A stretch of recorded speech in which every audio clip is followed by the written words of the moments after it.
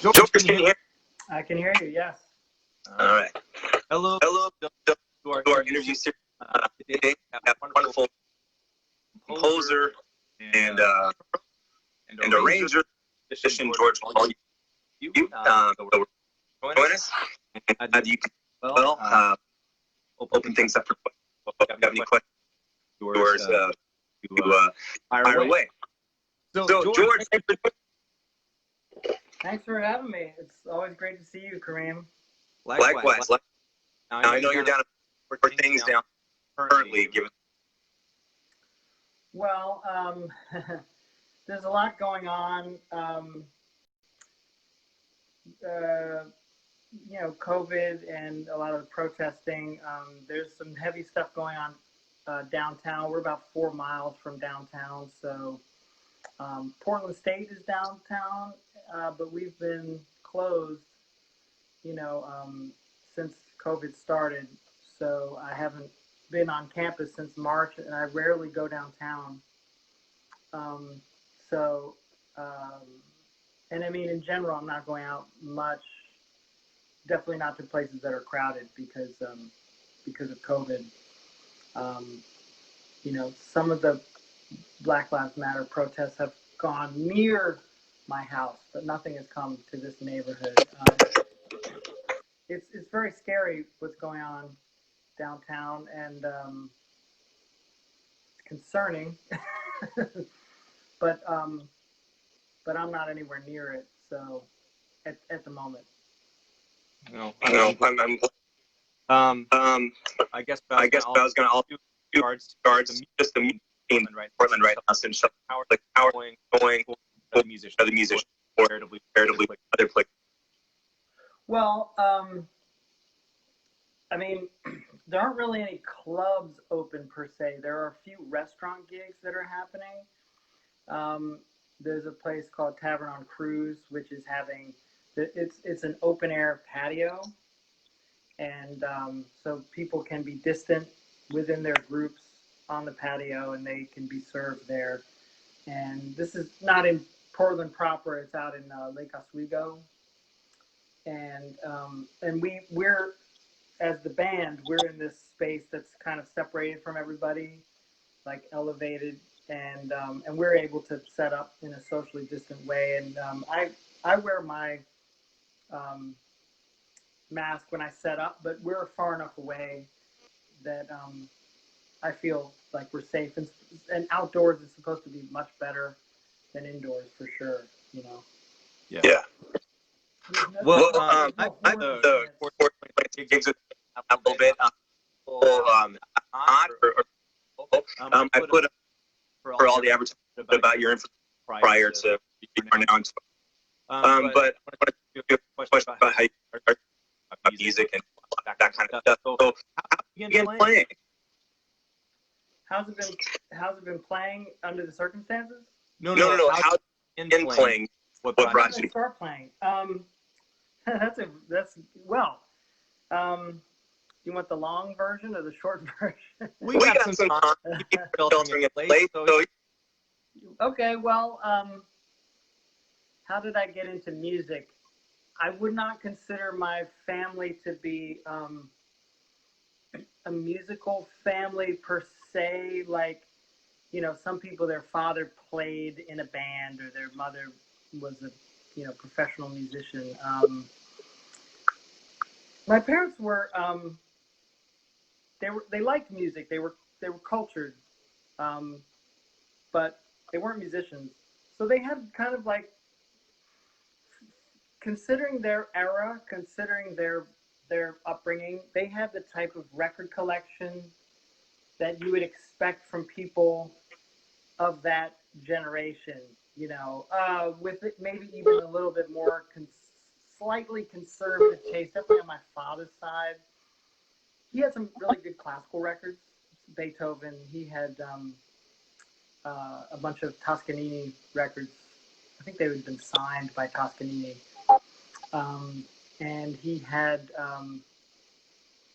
musicals. They both were they were sort of both like failed actors, sort of like failed Broadway actors, and I don't think they ever really did any serious acting, but I think they were both like drama majors / English majors. So they had a lot of like, you know, My Fair Lady and, you know, that type of thing. They had weird musicals like 1776. We had Jesus Christ Superstar on 8-track, you know, some, you know, movie soundtracks and a little bit of jazz, like swing jazz. We had records by this trumpeter named Jonah Jones, who nobody ever talks about, but he was like kind of like a, you ever hear any Jonah Jones? No, can't. According to Don Byron, he was almost like Kenny G in that he was kind of like a pop jazz guy. Yeah. And he played sort of like he would play like Muskrat Ramble, almost Dixieland type stuff, but with a modern rhythm section. So it was you could almost put him in the 50s Dixieland revival category, you know, or like what would they call it, like sort of like modern Dixieland or whatever. Records like that, like Harry James, some Bunny Berrigan, some Fats Waller, just sort of wide, you know. My mother had a Stevie Wonder record, so I was into listening from that perspective. Like records would be put on, we would listen to them, and obviously a very different experience now, but people would put on records and listen to them, you know. Or listen to the radio. We might listen to the radio at home. You know, we listen to classical. We listen to WBJC, the local Baltimore station. So fun. You guys did around day like where you're somewhere else, but you focus just that was it. Yes, absolutely. Yeah, I remember. In fact, when I really started to get into listening, I would.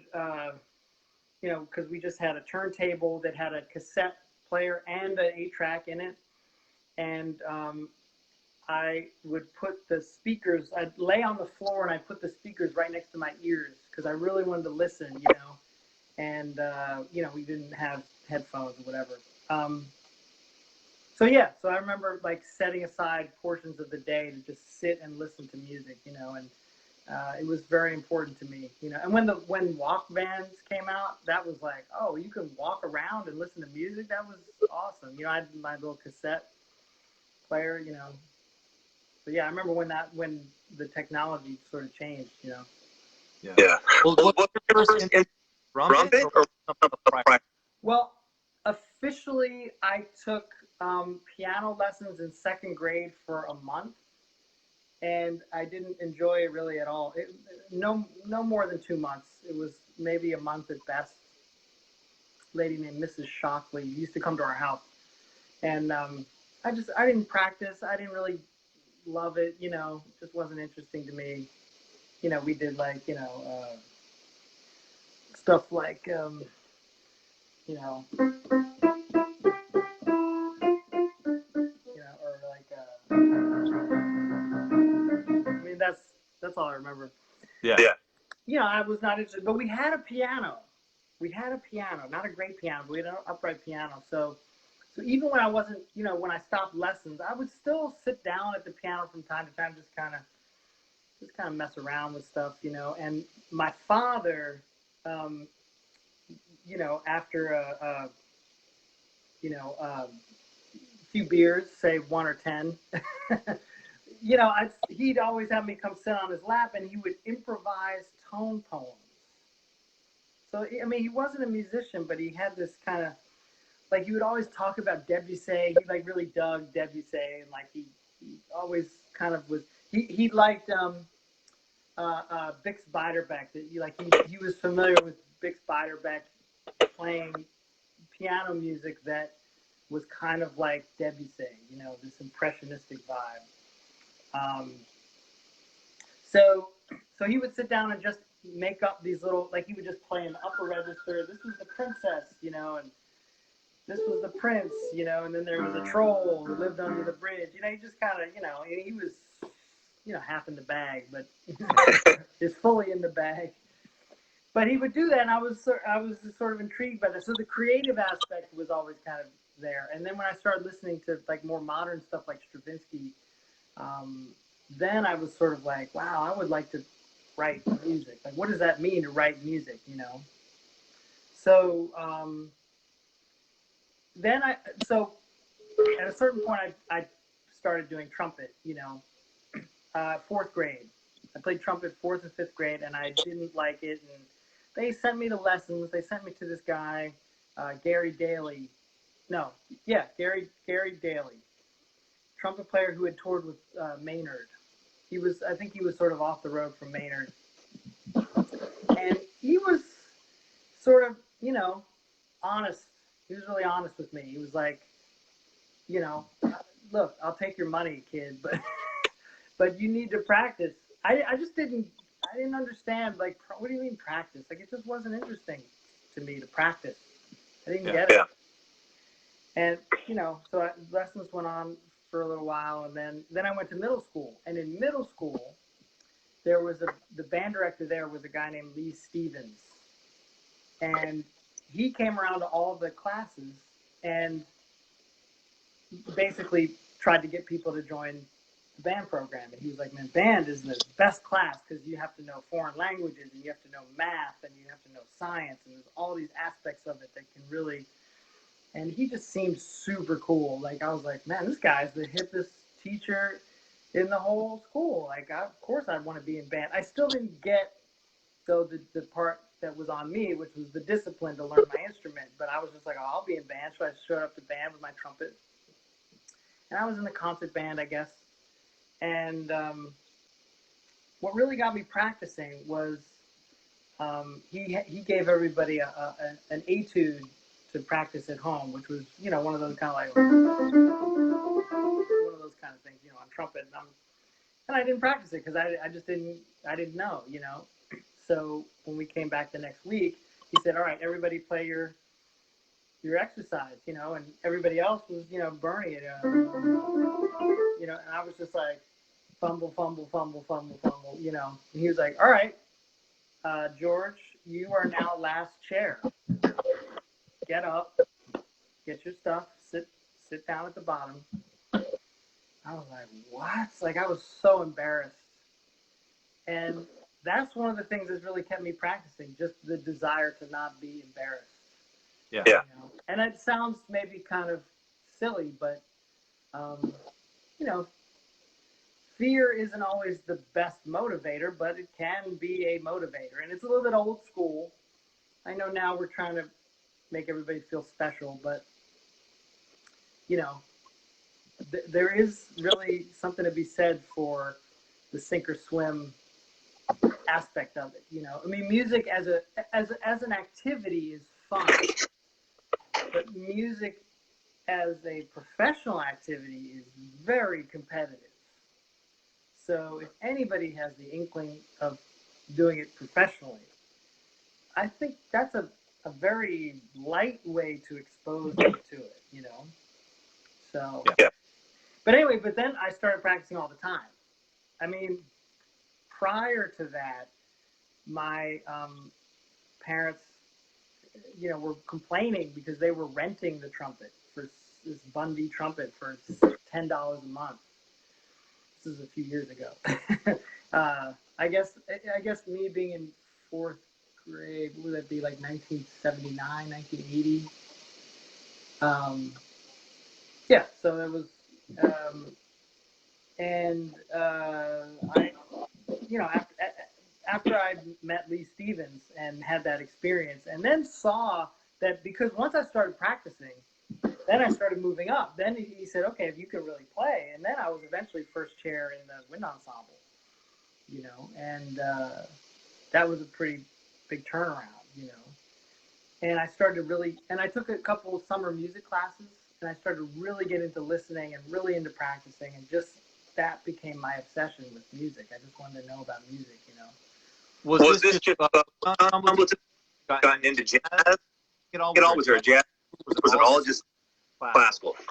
It was mostly classical, but like I was starting to listen to jazz, and like we had a music appreciation thing in the summer class that was taught. It was taught by Lee Stevens and another professor at the high school named Don Cohen. And there was music appreciation, and in the music appreciation class, they talked about, we talked about classical music too, but we talked about jazz, and that's where I first heard the name Clark Terry, and I first heard the name Clifford Brown, and I first heard the name John Coltrane, and you know, Herbie Hancock Headhunters, and so these were records. So I started, I mean, I was into this stuff. I was really fascinated. I was like, man, what, this stuff is incredible. You know, Clifford Brown, I mean, for, you know, you're trying to play, I mean, he's playing, you know, it was a one particular record called The Beginning and the End, which is, it's a presentation of Clifford Brown's first recorded solo with this weird band called something in the Blue Flames. I forget the exact name, but it's like these very silly songs, and Clifford Brown plays these ridiculous. So, like, one of the songs is called "I Come from Jamaica." Yeah. It's a ridiculous tune, you know. This trumpet solos. I'm like, what's going on here, you know? So I went to the library and I signed out a lot of these records, and then, you know, then that leads you to Weather Report, and then that leads you to, you know, to Oscar Peterson, and leads you to Coltrane, and leads you to whatever else, you know what I mean? Like, it leads you to David Sanborn, leads you to Kenny Wheeler, and all these things. So I was signing this stuff out of the library and checking it out. I mean, I heard M1D, you know, the sort of lost group of Herbie Hancock before Headhunters, the record called Sexton. I rented that from the library in like the early 80s. I didn't understand it, but I was like, man, this is some wild stuff, you know? And I didn't have a lot of guidance because, again, my parents were, you know, they were probably hipper than most, but they didn't have any background in it. They sort of kind of knew what they liked, you know. They were sort of more into older stuff. My mother was into like Judy Garland and Perry Como, and, you know, my father was into, you know, sort of big band jazz, that type of thing.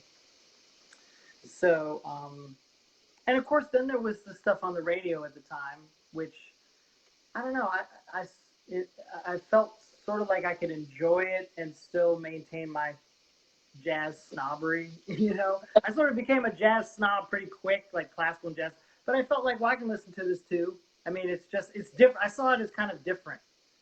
Like, I felt like that was like, okay, the pop music of the 80s is what we have to live with.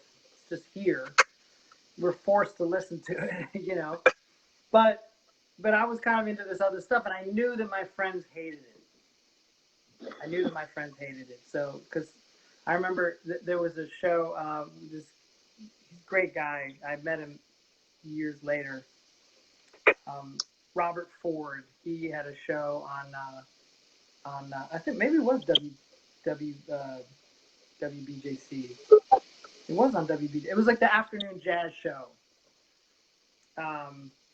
And I used to listen to that like every noon, you know. And that's how I heard Charlie Parker and Dizzy Gillespie, and that's how I heard Wynton Marsalis, you know, and many other things, Wes Montgomery. And I just used to listen to that show, like, what is this stuff is amazing, you know, and try to research. And sometimes I would tape the radio shows, listen to them. But I really liked Charlie Parker live at Massey Hall. And I would listen to that over and over. And I had it on a cassette. I recorded it off of Robert Ford's show. And I used to bring a little boombox out on my block. I grew up in this city called Columbia, Maryland. If you know anything about urban planning, the city was developed by a guy named James Rouse, who was known for a number of things. He designed Faneuil Hall in Boston, and he's a very progressive thinker. Columbia was supposed to be, like, its vision was not just like a planned suburb, but it was designed to be a place that would be a haven from racism. You know, it was supposed to be affordable housing and a place where everybody could live and not feel oppressed. You know, free from redlining. It's probably one of the things that attracted my parents to it, because they had done work. They were very progressive liberals. They had done work against redlining in New Jersey in the 60s. So, anyway, so I grew up in this suburb, and but you know, it wasn't like there was no jazz happening in Columbia really, you know, except in the schools, you know. So you're saying the boombox out playing Charlie Parker? Yeah, so I brought the boombox out, and people were just like, "What is that?" You know, put the Def Leppard back on. You know what I mean? Like we want to hear Run DMC. What are you doing? You know. So, and I have another very vivid memory of in middle school, a group came and visited us and played a lunchtime concert, and it was kind of like a quartet. It was saxophone, bass, drums, and piano, and they were kind of like half jazz and half gospel. But I remember really being fascinated by the music, you know, just like a spiritual, you know, you have those moments where you're just like, oh, wow, this is amazing, you know. And I remember going back to class, math class, and I was just sort of in a daze because I was like, I'd never heard music like that live, you know. And I turned to the kid next to me and I said, man, that was an amazing concert, wasn't it? And he was like, you like that bullshit? And so then, you know, I mean, and obviously many other times after that, but I always sort of had to realize that the types of things that I thought were cool were not going to be cool to everybody else, you know.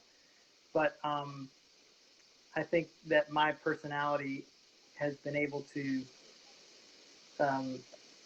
I'm told this is a facet of people who are Earth signs. I'm a Capricorn, but it's like you're sort of able to like do your own thing and not worry so much about whether everybody loves what you're doing. You know what I mean? It can be tough. It can be tough. Like if you want to play jazz and no one around you likes jazz, everybody else is like, put on Air Supply, blah.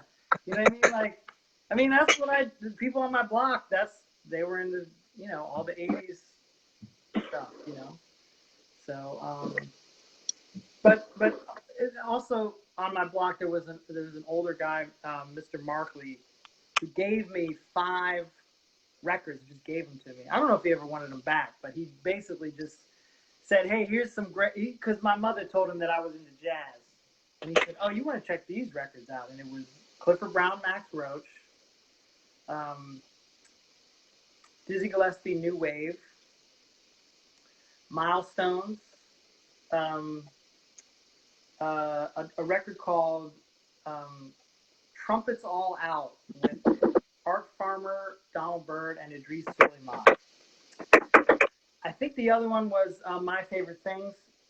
I don't know, it's been like 40 years, so I'm not exactly sure. But definitely those 4, if not a 5th one in there. And I just listened to those records over and over. And I was really, really into that stuff. And you know, so I think the thing that I always had, and there's tons of music I don't know, that's for sure, but I've always sort of been able to connect the idea that you have to listen to jazz to be able to play it. You can't just show up and be given a scale, the J.B. Aebersold scale, and expect to. Oh, that was the other thing too, is that these band directors were really into J.B. Aebersold records. They were records at the time. And that stuff really helped, actually. But I was also listening, so it was a double process. It was, I mean, my ears were really not good, but I was curious. I wanted to figure it out. So I would listen to records and I would try to play along. I couldn't. I mean, I would just play chromatic scales. I would put on my My Favorite Things record where they play Summertime. And I would try to play the melody, and then I would play chromatic scales. My dog would howl, howl along with me. And I would sit there and I'd be like, what? Just something sounds weird. Why am I not, you know, I'd sit there and try to play along with Clifford Brown. I was like, man, I'm just not making it. But then I would play along with these Aebersolds, and I would say like, okay, well, here's these chord scales. Here's the notes I can use. But I had the rhythmic aspect from just listening so much. So that's the connection that I think a lot of people miss. on either side. I think people who only transcribe or they only listen to records and they don't actually try to figure out how to make the music work for them are missing something. But I also think that the people who are just like, oh, it's just a mixolydian scale, like that's not it either. So, but I think I just sort of figured that out, like put those two things together early on. And I can sorry, and so we're listening to this stuff totally just or we're like trying to figure out. Well, yeah, I was trying, but I mean, the thing is, as much as I respected and idolized my band directors, they weren't really jazz musicians per se. I mean, they knew more about it than a lot of music ed graduates, especially now. I mean, I feel like you should definitely count your blessings if you have a band director who knows anything about jazz at all. You know, it's not really part of the curriculum. They might say, oh, and then you'll do jazz band. Like they sort of get thrown into jazz band, and a lot of them just never listen to any jazz. So they just order charts from, I don't know, Hal Leonard or something, you know. But they don't really have any guidance. And I think that's a drag, especially considering this is American classical music. So, but these particular, and then I had another band director in high school after Don Cohen left. We had a guy named Jack Schwalm, who was actually a decent jazz trombonist, and he knew stuff. So, you know, I definitely credit. I mean, those were the only people I had really to guide me. But other than that, I didn't really have any jazz lessons. It just wasn't so much of a thing back then, you know. But I was definitely doing a lot of listening. I was into Wynton Marsalis, and as most people in the '80s, they were promoting him a lot. So I mean, there was a time when I had every Wynton Marsalis record that had been released. You know, his first record, Think of One, Hot House Flowers. Live at Blues Alley, J Mood, Black Codes. I had all of those, you know, and I listened to them a lot, you know. But now I think, you know, and just jumping to now, I think that we are sort of an embarrassment of riches in terms of how much music we have access to. But I think all of us, myself included, we take it for granted. Because you can go on Spotify and listen to literally anything from any era. You can go on YouTube, go on the internet, you can find whatever it is you're looking for, you can find it. And you could spend, you know, all day, every day listening to new stuff. But and I think that part of that is important. I think it's great to immerse yourself in music, but if you're trying to play music, you have to figure out a way to make it work for you. And so some of that is not just saying, okay, I listened to that record, I listened to this record, I listened to 20 records today. But when I was coming up, I had to sign out. I could only carry but like 5 records home from the library. So I would listen to those records over and over and over. You know, and even this is before I knew how to transcribe, but I'd be able to sing along with those records, you know, and I really digested that material. So I think that's one thing that a lot of kids don't understand, because they listen to, you know, 1 minute of Kind of Blue and they're like, oh, okay, I get it. But that's not quite it, you know. So, and then after that, so, you know, going to high school, and I still played trumpet. I was really frustrated with trumpet because I had sort of embouchure. I never had a really natural embouchure. I had to actually change my embouchure after 9th grade. Like I was first chair all-state band, like junior high all-state in trumpet. But I played a good audition. I didn't have endurance. I didn't really have the range. I could play well for about 10 minutes. But I hadn't quite developed this properly. Some of it was because I spent a whole summer practicing without any supervision. And the mouthpiece shifted over and it kind of threw my whole embouchure out of whack, right? So my teacher, Lee Stevens, because I was studying privately with Lee Stevens, and he really, you know, I can't credit him enough because he really had a sense that, like, he was one of those teachers that you just idolize. You know what I mean? It's like you know he's in it for the right reasons, and he had a lot of charisma. He was a trumpet player too. I started studying privately trumpet with him, and you know, because of my family's situation, he would teach me for free, a lot, for many months. He's just like, you don't have to pay. I was like, okay, you know, but. And you know, it wasn't just trumpet advice, it was just worldly. He knew a lot of stuff. And he was almost like a second father in a way, you know. But when he saw me come back from summer with the mouthpiece off to the side, he was hesitant because he didn't know whether I would end up going on to college.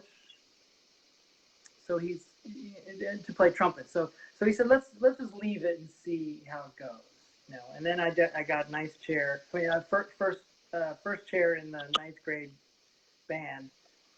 And he said, okay, if you want to keep going with this, we need to change your embouchure. This is not gonna work. So I took like a month off, and then came back and just started like buzzing the lips and buzzing the mouthpiece.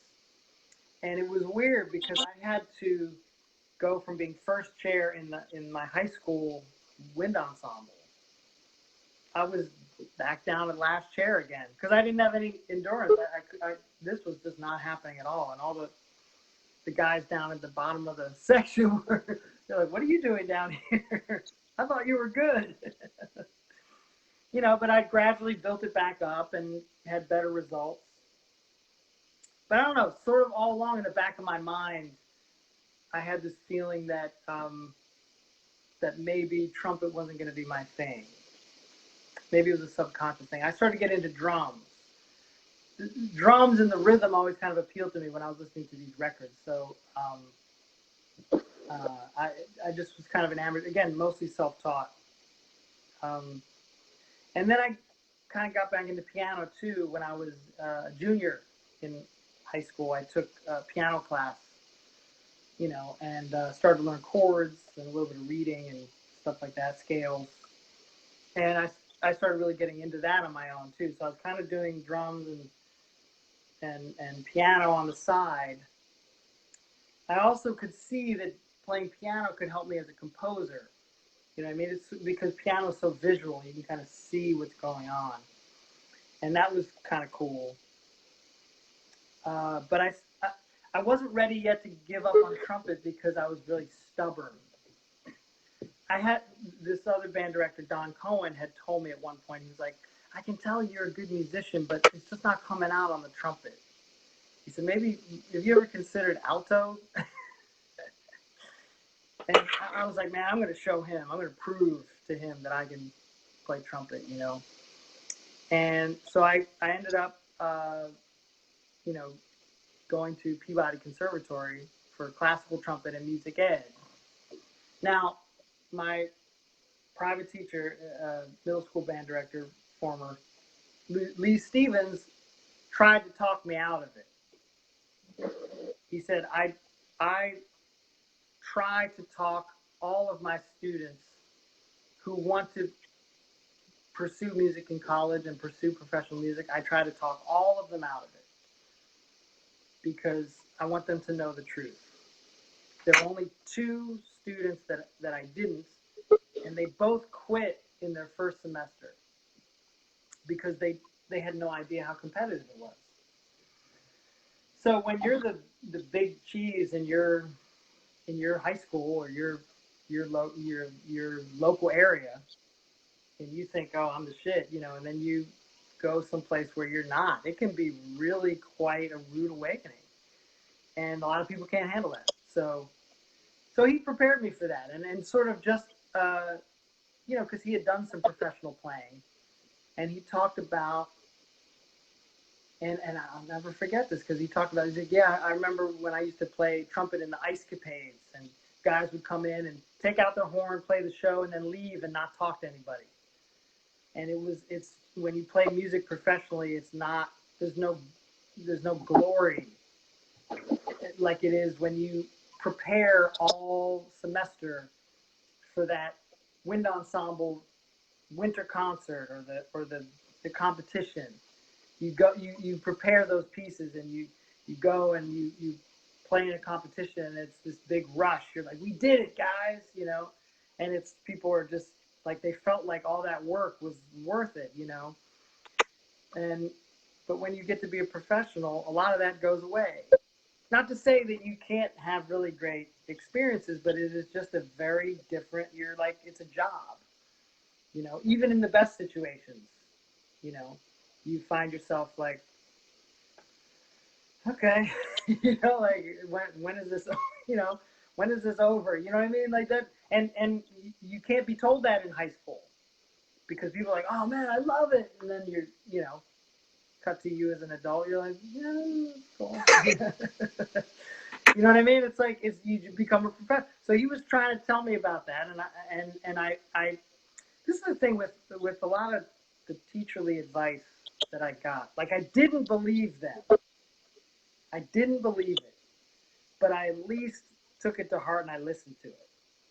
You know, my trumpet teacher in college when I got to Peabody was a guy named Wayne Cameron. And he said, practice now. Practice now. You need to practice while you're young, because when you get older, you won't have the energy and you won't have the time. Trust me. You need to do your practicing now. And I didn't believe him, because how could I know? If you don't have kids and a day job and all this other stuff, house payments, a lot of distractions, you don't know. You're like, oh man, I'll be practicing 10 hours a day till I'm 80. You can't see it. But I remembered that. And so I did try to do my practicing, particularly when I was at Peabody. And see, that's the thing, when I was at Peabody, I started to really see that I'm not going to be a trumpet player. There's just no way. Because I got around heavy classical trumpet players, all the grad students there, and they play circles around me.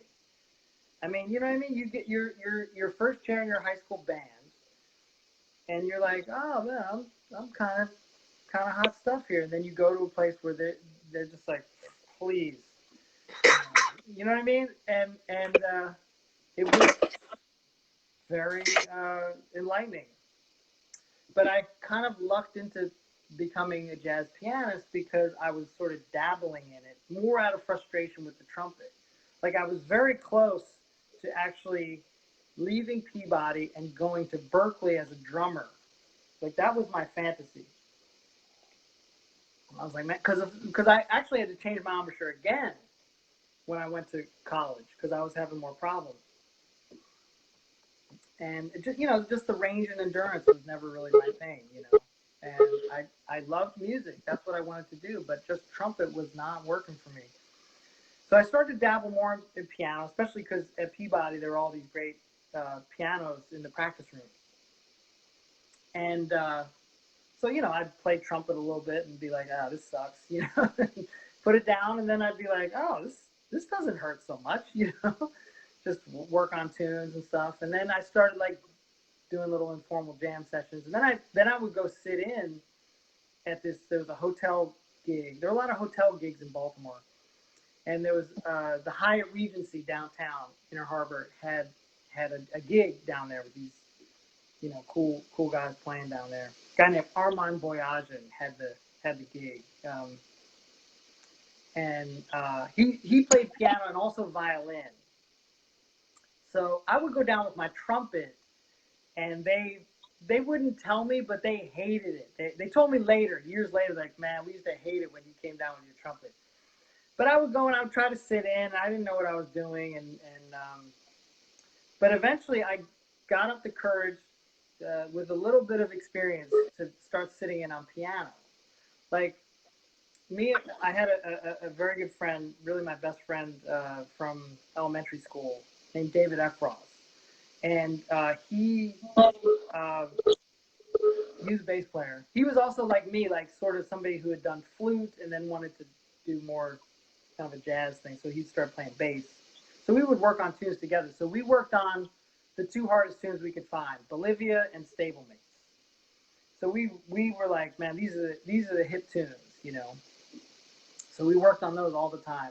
So then when I would sit in, I would always call Bolivia or Stablemates. And people thought I was a lot better than I actually was, because I couldn't play Misty, I couldn't play All Things You Are, but I could play these heavy tunes. And people were like, man, how do you learn Bolivia, you know? So so I started sitting in at the Hyatt, and then Armand, he was in charge of that gig. There was an entertainment complex in Baltimore called the Fish Market. And the Fish Market opened, and it was like tons of work for musicians and all these shows happening down near the harbor. And Armand was asked to bring a band there. And he was a little leery about it because he was like, okay, if I start playing down at the Fish Market, I might lose my gig at the Hyatt. I've been at the Hyatt for however many years, you know, and he's like, so he ended up asking me to take over the gig because maybe other musicians just didn't want the hassle. And I remember because I was still living in the dorms in Peabody. He called me on the payphone. He was like, yeah, I got I'm going to the Fish Market. I was wondering if you wanted to take this gig over, you know? And I was like, yeah, like, I mean, it was like unbelievable, you know, 2 nights a week. And he said, now the catch is that you have to do the 1099s. And I was like, I was like, what's a 1099? I don't know. You know? So I was the band leader. I'm like, I think I was 19 at this point, 19, 20, couldn't have been more than 20. And so I had this steady gig 2 nights a week. Now, Armand, to make a long story short, Armand ended up sort of, let's put it this way, he was not really welcome back at the Hyatt for various reasons. So he could, I think he thought that he would put me on the Hyatt gig, and then if the Fish Market ever fell through, that he could come back and just push me off the gig as a young kid. But he ended up ensuring that he was never allowed to set foot in the Hyatt again. So I had this steady gig, and it was with 2 older guys, a bass player named Larry Kimling and a saxophone player named Phil Berlin. And you know, I didn't know anything. I kind of knew some voicings and a few licks. I could play pentatonics. I knew a couple tunes. But so I just put the real book up and we just read real book tunes. And this is how I learned to play jazz piano. 2 nights a week for about a year. And really they sort of forced me into becoming a good player. You know what I mean? Like if I lost the form, they would just yell at me. The bass player would just yell in my ear. You know, and I lost the form a lot because I was a, you know, dumb kid, you know. and they were, you know, I learned a lot from them, you know. And this is another lesson too, is that if you can play with musicians, I mean, you want to study with people that have more experience, but if you can play with musicians who are better than you, and that's a great way to learn. And that's been something I've been fortunate to do my whole career is be able to see the value in that of being able to, I don't even want to call it taking your lumps, but to be able to push yourself through mentorship, let's call it mentorship. You know, play with people who are better than you, and then you rise to the occasion. You know, it's something that's kind of missing in our whole educational process. I mean, and I think that whole aspect of like, where do we find the balance with, you know, being positive about our learning, but then also, you know, a little bit of a boot in the rear end, you know, enough to, I mean, I could, tons of analogies, but like our goal as people, but especially as musicians is to best ourselves, to improve, to get better, you know, to always be growing. You want to grow. I think you want to grow. So, you know, one analogy is if,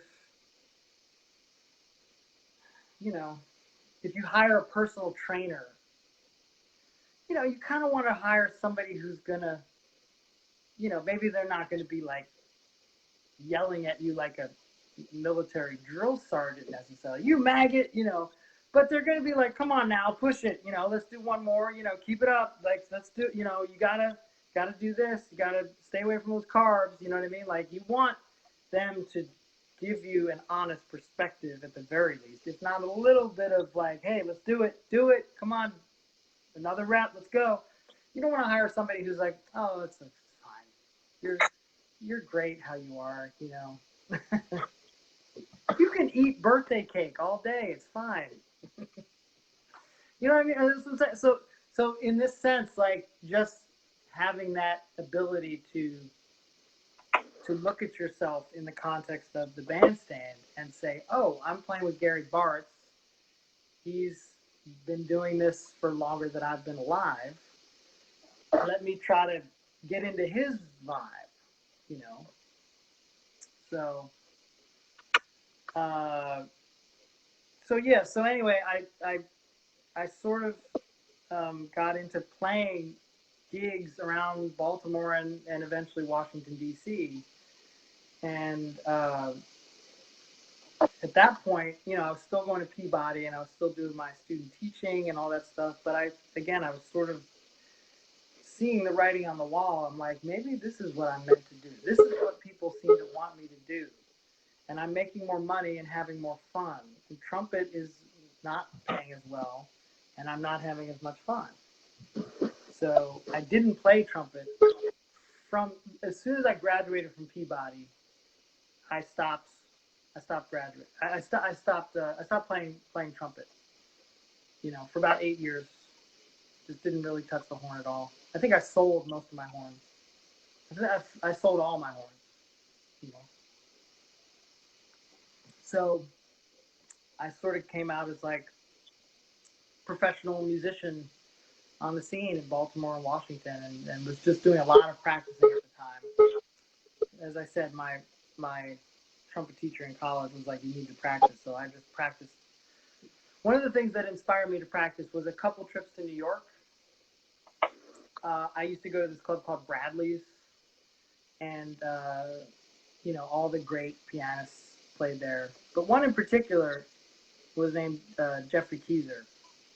And he's a little bit younger than me, but when I saw him play, that was another kind of very similar moment to in middle school when Lee Stevens said, you know, play that, like, and it was sort of like that spark of like, man, I got to get this shit together, you know, because Jeff, being younger than me, was playing a million times more stuff than I could even imagine. I mean, he's a genius.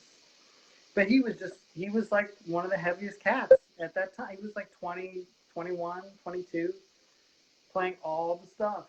And when I saw somebody like me doing that, you know, it's one thing to see like Mulger Miller, you know, James Williams, Kenny Barron. You're like, well, they're established, you know, heavies, you know. But then it's like, well, here's just some dude from Wisconsin who's dealing just as hard. I was like, shoot. So then I started really practicing because I was like, I guess that's how good I have to be. So, you know, I practiced, you know, between 4 and 8 hours every day. Worked on everything. And then, but then I was also lucky because I had a lot of gigs too. So I was just playing all the time. And it just, you know, I definitely look back on that as being a real blessing in terms of like not only having on-the-job experience before, but also continuing that into the 90s. And eventually I decided, well, if I really want to play with the best cats, I got to move to New York. So, and if I want to travel, like I was hearing about musicians traveling, and I was like, well, this seems like if you're playing on the highest level, you go to Europe and play, you know. So this is what you wanted to hear. Yeah, well, there were sound issues. It was kind of cool. Yeah, a couple sentences, like talking, working out great. Oh, good. So I can keep going. But we're at the point. Again? I have more. We only got to the 90s. There's so much more. I know. Already like within like less for. If I want to open up anybody watch ask questions towards this time and address them. Less than. No, it's great. I'm just trying to be conscious of the sound you use and talk as much as possible. Okay. Any questions? So far, no questions. So we'll just press on here, pop up all. But yeah, go on. I mean, I clearly we're have some other people I'll fix use, but there's a bunch of questions to get to today. But let's keep on more with what happened then. Go on. Well, so yeah, I guess we'll have to do another installment. I guess the second half of the. I have like questions here, so we'll keep going. Okay, well, so I guess maybe we could just leave it with how I got to New York. So, there were two people that were really important to me, sort of making that next, like feeling as though I could go the next step. There were people that I admired musically, but was also very fortunate to work with. And they're both two Baltimoreans, Gary Bartz and Gary Thomas. So Gary Bartz, the reason I sort of got in with Gary is because the man who played piano with him most of the time was a guy named Bob Buda, who's another Baltimorean. And Bob and another guy named Tim Murphy were my, because you listen to people on records and stuff, but also seeing people do it live is really cool. And so Bob used to play in Baltimore, in D.C. He played the One Step Down in D.C. He played at the Haven in Baltimore. And so I used to see him play all the time. So I would just basically follow him around. I was like, man, I want to do that, And Tim Murphy as well was really important to me. But Bob was the guy that played with Gary Bartz all the time. And he would basically play with the people who came through town. So, and there were other pianists sort of around. I mean, Cyrus Chestnut was kind of around, a guy named Charles Covington, Reuben Brown, people like that. But essentially Bob was the one that I was really kind of attracted to his playing. And Bob was pretty intense. But I followed him around so much that he started calling me his son. He's like, yeah, that's my son, But the thing is, I sort of learned how to play with Gary just from watching Bob. And so then there was a night at Twins Lounge in D.C. where I guess Bob couldn't make it or something, and then I played, and Gary was happy with how I functioned on the gig. Like, Gary was the type. Gary didn't call tunes. He just started playing, and it's like either you know it or you don't. Or you learn it. So that was intense. Like, sort of like, this is for real. Like, you better be ready. And I knew all his tunes because I'd seen him play so many times. So I knew how to follow him.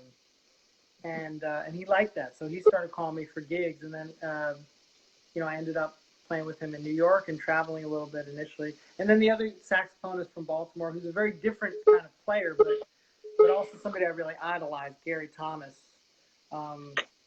Gary is the first one to really bring me to Europe. And the reason is because he was doing this organ band. And I really didn't know much about organ. I had played, I knew the record he had done on organ with organ players, and his record called Exile's Gate. And, I would see Gary around D.C., Baltimore, and he would always ask me in this very, Gary's got a weird sense of humor, so he's always like, hey man, you play organ? I was like, no. He was like, you play organ? I was like, no, I just told you I don't. He's like, you sure you don't play organ? I was like, Gary, I don't play organ. And then I would see him again, he'd be like, hey man, you play organ? I was like, no, but why? And he was like, well, I got some work in Europe and I need an organ player that doesn't play like Jimmy Smith. And I was like, well, maybe and so I started trying to figure out how to play organ, So anyway, make a long story short, I ended up going to Europe with Gary. This is 1994, and we did only about 4 gigs, but they were like heavy festival gigs. And I remember doing that because, I've been playing at hotels and restaurants and places where people don't listen. And I just sort of got into that mentality. I was like, well, we love the music, but a lot of people don't. And what can we do? But when you go to Europe and you play for these audiences that love the music, and these people, we were like rock stars, I was like, shoot. I want to do this. I don't want to just play in restaurants all the time. I want to play where people like what I'm doing, where I can play the way I want to play and be appreciated, So that's what made me say, you know what, I think I got to go to New York. I got to get out of here. And I got to, are we about done? No, you're great. But your question, I want to make sure we can definitely do more. Okay, but questions too. All right. Okay. Sure. So the first question is pick up where we left off. But when you were practicing hours per day, what were you practicing? Well, I was practicing a lot of different things. Some of it was technical. Some of it was transcribing. Some of it was learning tunes. Definitely a lot of working on tunes. With repertoire, my advantage was that I could say, okay, I want to learn this tune or that tune, but I had a place that I could go, if not that night, later in the week, and actually play those tunes. So whether it be trio or with somebody else, you know what I mean? We had a way to sort of put it into practice right away, So it was always this is leading towards something. We're not just playing this so we can just say that we did it. We can actually play this in public, And I used to play with guys who I never had to worry about them knowing the tunes because they knew them. I was like, I'm learning it. I don't have to give you, a chart. I used to play with a bass player named David Jernigan. He knew everything. He knew every tune that there was. So you couldn't stump him. And if he didn't know it, he would just hear it, So that was the vibe in Baltimore, Washington, was heavy on the repertoire, Doing a lot of transcribing, but sort of trying to figure out how to make it work for me, writing out ideas.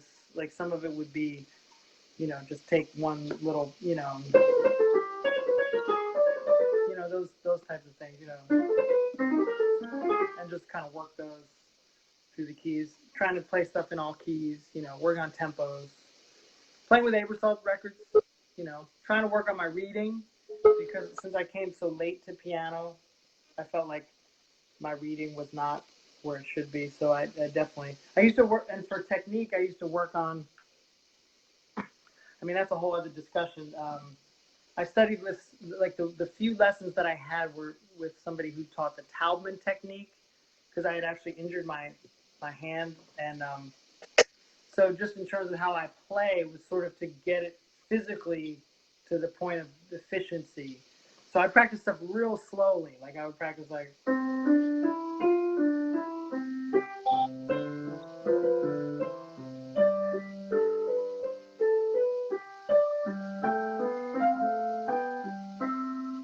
that type of thing. So practicing stuff very slowly and very methodically.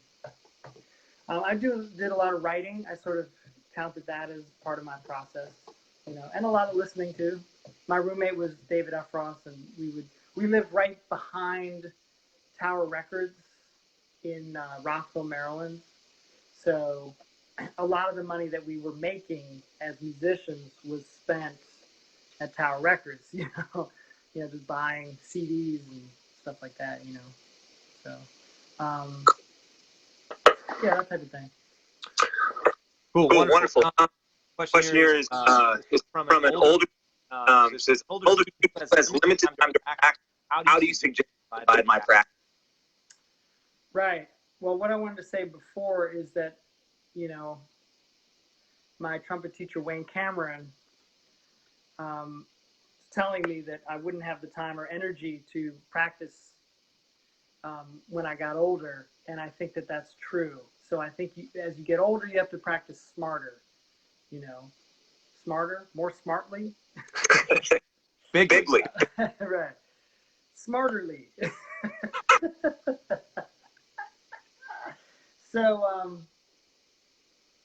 So I think, you know, I wrote a blog about this years ago. I called it HIP, high intensity practice. So if you go into it with knowing that you're only going to be able to practice for 10 minutes, I would rather people practice really well for 10 minutes than to practice for 3 hours with absolutely no direction. And it's not to say that, you know, if you want to just play, playing is fine. There's nothing wrong with playing. There's nothing wrong with saying, I mean, lots of people see music that way. They see music as a fun activity. They're like, let's get together and play what we know. But that's just not exactly how I see it. I see music as a way to grow. So I'm just weird like that. Like I always want to be improving.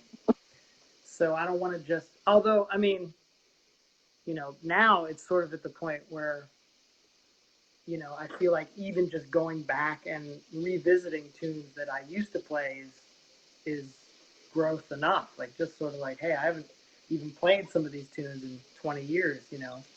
But to always be looking at it from a personal growth stance. So, you know, have very specific goals when you practice. And if you can, you know, you don't want to cram for the test. You want to see it. There is, even if you're older, there is still like that sense of timing. You know, let's say that you set a goal for yourself. In 1 month, I have to do this. So, you know, do a little bit every day and do it in a way that is not like, because if you give yourself the whole month, that's like saying I got to lose 20 pounds by Thursday. It's not going to happen. And if it does, Not going to be pleasant. it's not going to be pleasant. And then you'll just gain it back because you'll be so like, oh, that sucks. You know what I mean? You won't be reinforcing anything positive. You'll just be beating yourself up. So the same thing happens when you cram for the test. You cram for the test, you don't learn anything. You just don't. You know, maybe you pass the test, but it all goes out the window. Whereas opposed to if you get up and say, okay, I'm going to just do a little bit and then put it away. And then even throughout the day, if you get up in the morning, and let's say you have a 9 to 5, right? Get up in the morning and do 10 minutes. Even 5 minutes of really focus. That's better than kind of just plowing through and not really having a direction. You know what I mean? So, and just seeing that as important, you know. And then sort of being able to see the progress, you know, and be patient with yourself. You know, it can be tough. I mean, that is the hard part of getting older, is not having the time or the energy. But I feel like, you know, don't get overwhelmed. Don't. I think a lot of it is just people get overwhelmed because they're like, they see a problem, or they think like with tunes, for example. I mean, we want to know a lot of tunes. I mean, you know, just for variety's sake, and there's so many great tunes out there that are fun to learn, but you have to learn one at a time. You can't just say, okay, I'm going to learn 20 tunes by Saturday, because you probably won't. But if you learn one, that's progress. Because what you don't want to do is say, I'm going to learn 20 tunes by Saturday, and then not learn any. You know what I mean? So in a way, you've done more damage to yourself. And the beating yourself up too, I think, is important. It's like we have to find that sweet spot, the motivation. We don't want to be too easy on ourselves. We don't want to be too hard on ourselves or our students, because music has to be enjoyable. I mean, it has to be. I mean, and you know, professional musicians' demands are a little bit different, but if it's not enjoyable, if it's always a chore, if it's always like, ugh, at a certain point, you won't want to practice. You won't want to do it. You'll always have that voice in your head. You're no good. That sucked. You know what I mean? So that's why having those clear goals, but also practicing in a way that is objective, super objective. It's like, I'm working on this. I mean, when people say, usually if you're practicing, if you're really practicing, you don't want anybody to hear it because it's not ready. You're preparing it. You shouldn't. I think this is why a lot of people get frustrated, because they feel like they should just sit down and be able to play. Well, that guy, I saw Wynton Marsalis do it. Why can't I do that? He must be gifted. Wynton Marsalis was the craziest practicer. He practiced 12 hours a day. Trumpet, that's impossible. He just, you know, the practice maniac. You know what I mean? It's an illusion. Of course he gets up on stage and it's like, oh my God, he must be a genius. No, he worked his butt off. And so you have to realize that. And I'm sure there's probably times when even when Marsalis probably